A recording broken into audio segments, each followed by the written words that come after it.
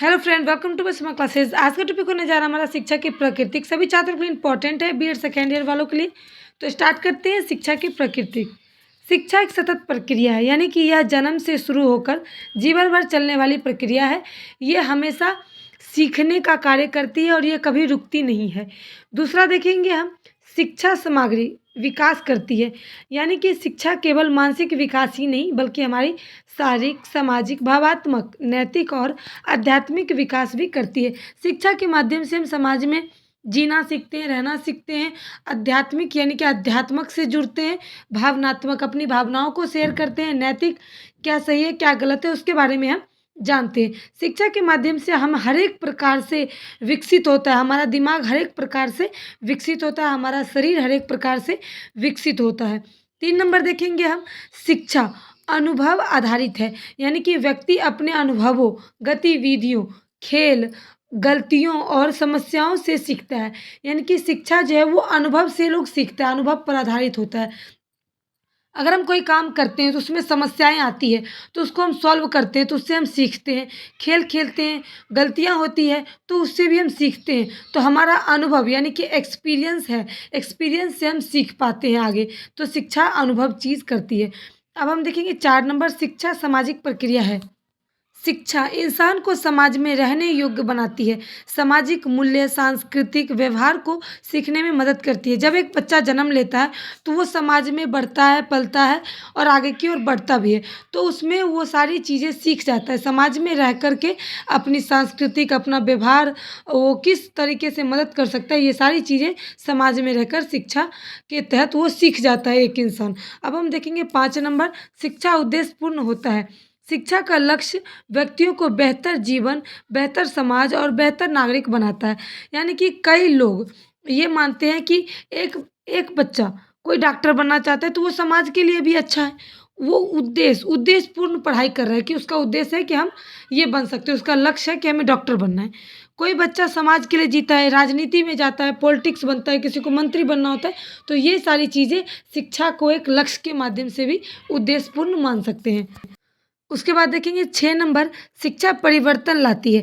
यानी कि हमारे जीवन में एक अनपढ़ व्यक्ति और एक शिक्षित व्यक्ति के जीवन में आप देखोगे बहुत ही अंतर होता है।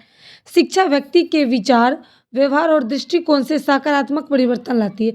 यानी कि जो शिक्षित व्यक्ति होते हैं उनका सही तरीके से अपने विचारों को, अपनी भावनाओं को, अपने व्यवहारों को सही तरीके से रखते हैं, समाज के सामने लाते हैं। और जो अनपढ़ व्यक्ति होता है वो कभी भी किसी भी समय कैसे भी चल सकता है, कैसे भी रह सकता है, कैसे भी किसी भी रूप में समाज के सामने आगे आ जाता है। तो ये परिवर्तन भी लाती है शिक्षा। अब हम देखेंगे शिक्षा का द्विपक्षीय प्रक्रिया है। सही बात है, शिक्षा के 2 पक्ष हैं। इसमें शिक्षक और विद्यार्थी दोनों सक्रिय रहते हैं। यानी कि पढ़ने के लिए शिक्षक और विद्यार्थी दोनों का अवेलेबल होना बहुत ज़रूरी है। शिक्षा केवल सिखाने का ही नहीं बल्कि सीखने का भी प्रक्रिया माना जाता है कि जो शिक्षक बच्चे को सिखाते हैं वो खुद भी उस चीज़ को पहले सीखते हैं। तो सीखने और सिखाने की प्रक्रिया है। अब हम देखेंगे 8 नंबर, शिक्षा व्यक्ति विशेष होता है। यानी कि हर व्यक्ति की सीखने की गति, रुचि, क्षमताएं वो अपने अनुसार होता है।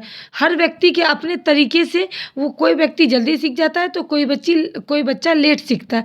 तो वो आवश्यकता अनुसार शिक्षा भी एक व्यक्ति को अपने तरीके से ढालता है। प्रत्येक के अनुसार से शिक्षा ढल भी जाता है। 9 नंबर देखेंगे, शिक्षा मूल्य आधारित होता है।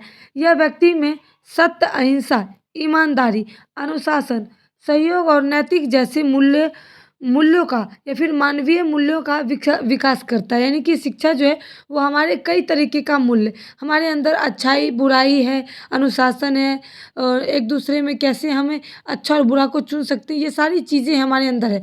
लेकिन उसका जो मानवीय मूल्य है वो कौन सिखाता है? शिक्षा सिखाता है। शिक्षा हमें सही गलत का फ़र्क समझाता है। तो ये सारी चीज़ें शिक्षा का मूल्य आधारित होता है। 10 नंबर देखेंगे, शिक्षा अनुकूल क्षमता विकसित करती है। यानी कि यह व्यक्ति को बदलते सामाजिक, वैज्ञानिक और तकनीकी वातावरण के अनुरूप ढलने योग्य बनाती है। यानी कि हमारे समाज में हर एक साल कुछ ना कुछ बदलाव होता है, चाहे शिक्षा के क्षेत्र में हो, चाहे राजनीतिक क्षेत्र में हो। तो वो सब हमें सीखने योग्य क्या बनाता है?